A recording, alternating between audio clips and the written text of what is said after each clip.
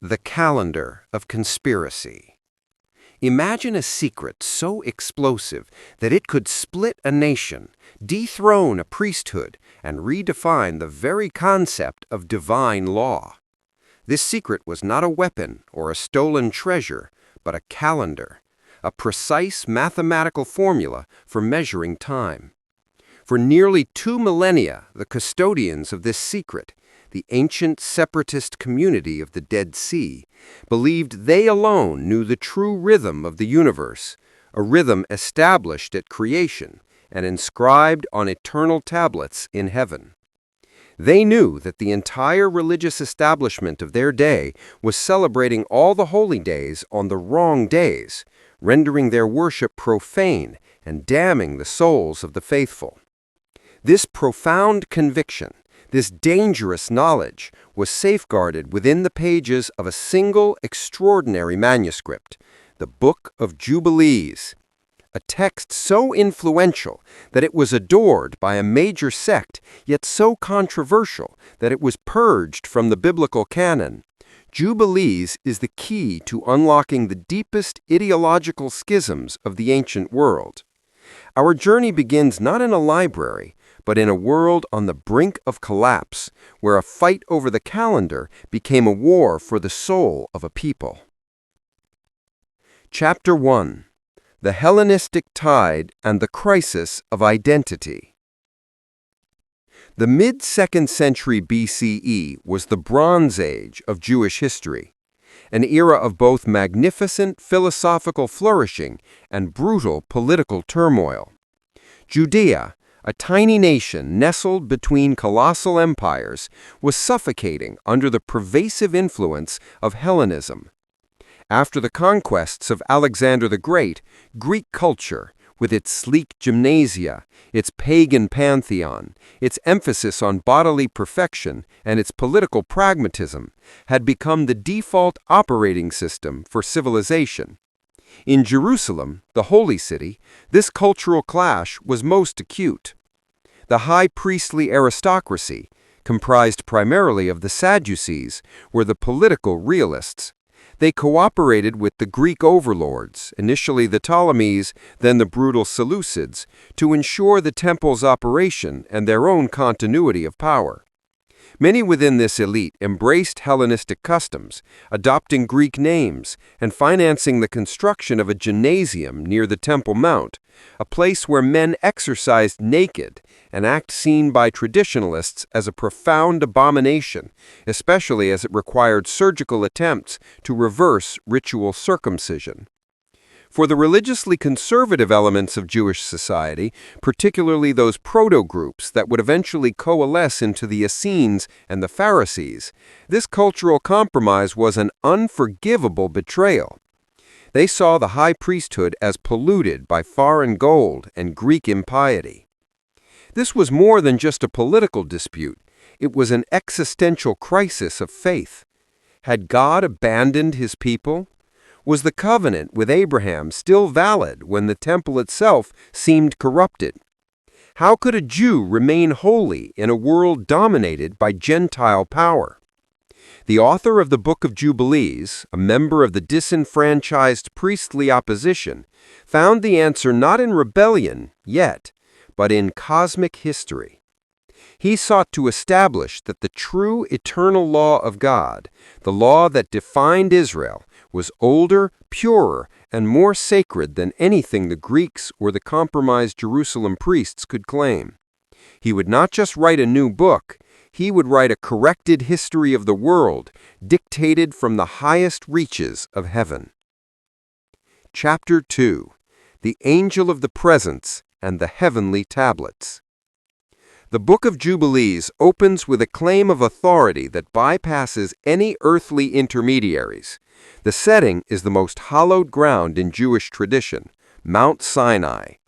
Moses, having ascended the peak for 40 days and 40 nights, is not merely given the 10 Commandments inscribed by God's finger. Instead, he receives the entire historical record, the foundational chronology of the cosmos, read aloud to him by the Angel of the Presence, a supreme celestial being, often equated with the archangel Michael. The source of this history is crucial: the heavenly tablets. And the angel of the presence who went before the camp of Israel took the tablets of the divisions of the years, from the time of the creation of the law and of the testimony of the weeks of the Jubilees, according to the individual years, according to all the number of the Jubilees. And he showed Moses everything that was written upon the tablets. Jubilees 1:29. This is the first, most fundamental revelation of the book.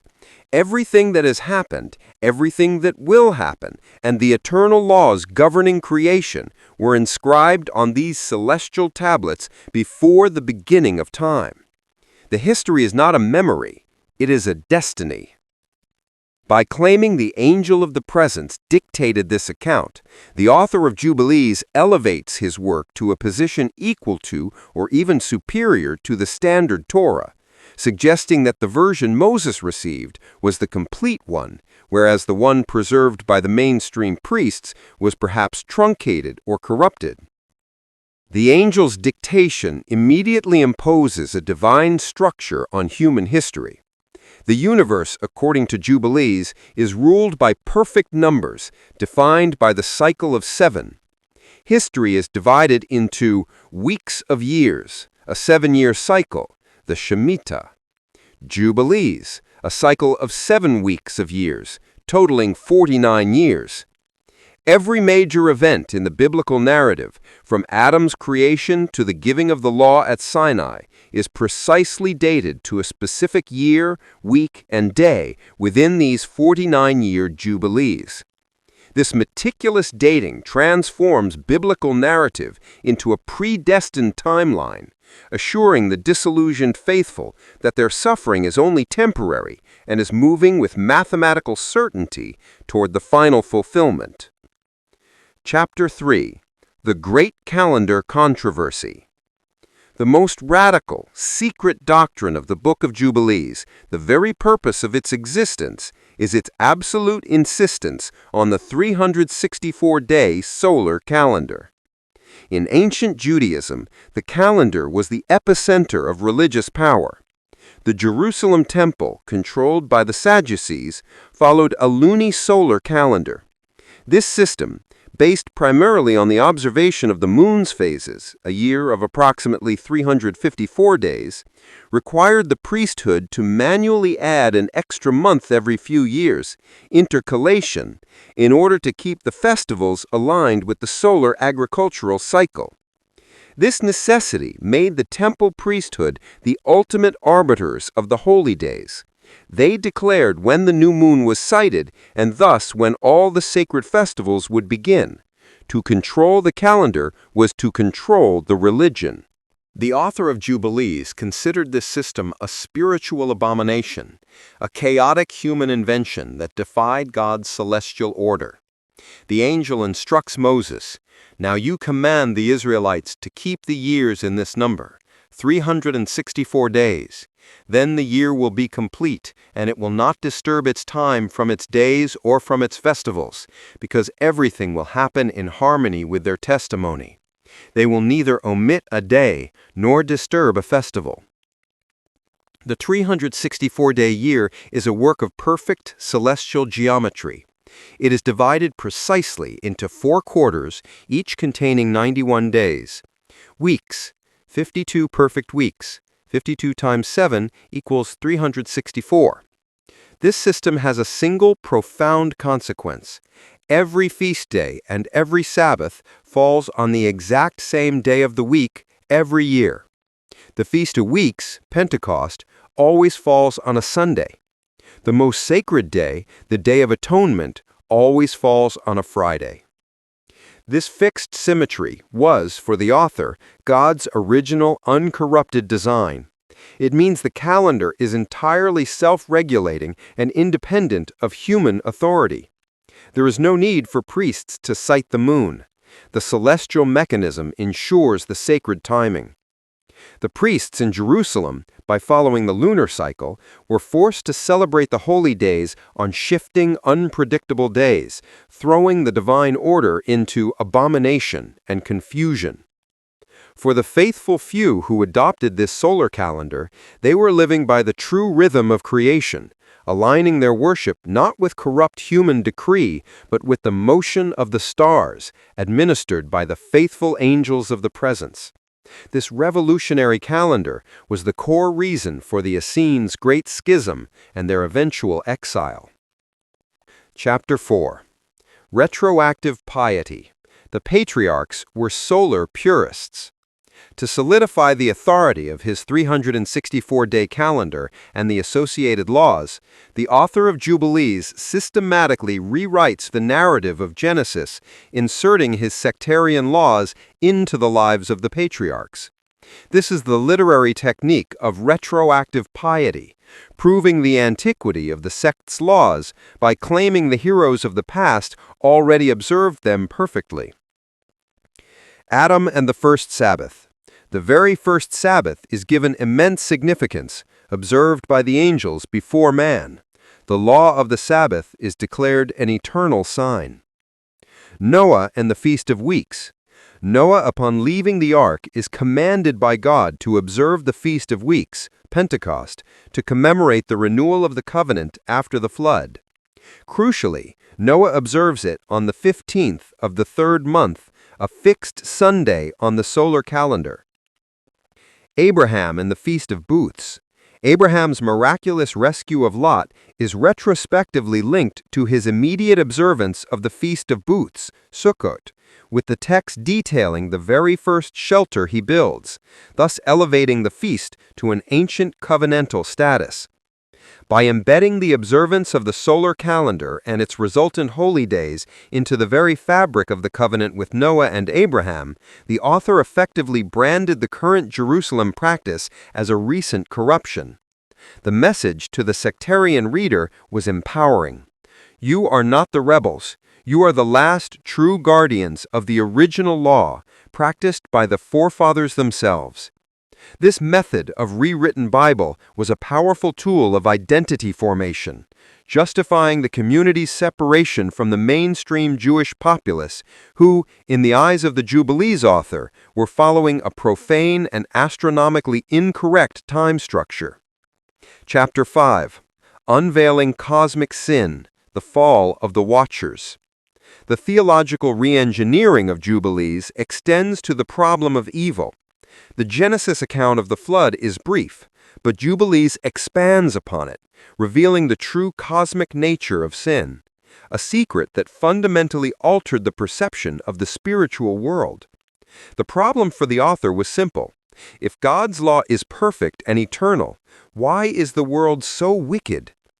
Jubilees provides a detailed answer centered on the Watchers, a class of angels who descend to earth in the time of Jared. Unlike the simple summary in Genesis 6, Jubilees meticulously details their sin. They lusted after human women, married them, and taught them sorcery, illicit herbalism, and techniques for divination.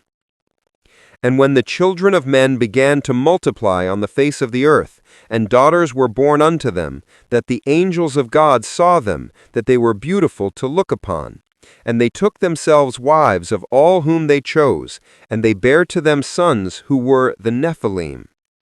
The offspring, the Nephilim, giants, are depicted as ravenous and violent, devouring the human food supply and ultimately spilling human blood, which cried out for vengeance. This angelic human conspiracy is the true source of primordial sin and the catalyst that necessitated the flood. The corruption was not merely human, it was an infestation from the divine realm. Crucially, after the flood destroys the physical giants, their disembodied spirits remain.